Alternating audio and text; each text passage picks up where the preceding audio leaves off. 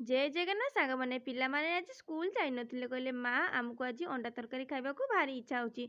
मु कहली जाओ दुकान अंडा किनिक आनिब मु तुम ପାଇଁ अंडा तरकारी करदेबी। पिलामाने जाइकी दुकान अंडा किनिक आनले मु एपटे अंडा को भल भाବରେ फटै देकी हल्दी लुण देकी भल भाବରେ गोळी देली। गोळी सारा ପରେ कढ़ईरे भल भाବରେ टिके अल्प टिके तेल देकी छोट छोट पिठा सब बनेदेली। पिठा बनैकी ताको भल भाବରେ खोलीदेली। खोली देकी सेई कढ़ईरे आउ टिके तेल देकी किछि आलू काटिकी रखिथिली ताको भल भाବରେ भाजिदेली। आलू भल भाव भाजीगला से कड़े आउ टिके अल्प टिके तेल देकी पियाज को भल भाव संतुली देली। पियाज भल भाव संतुली होगला से कड़े बाटिकी रखिथिबा मसला को देकी भल भाव कषिदेली। मसला सब भल भाव कषि होगला मु जो भाजिकी रखिथिली आलू को से मसला देकी आउ किछ समय भल भाव कषि देकी अल्प टिके पानी देकी तरकारी को भल भाव फुटिया ପାଇଁ छाड़देली।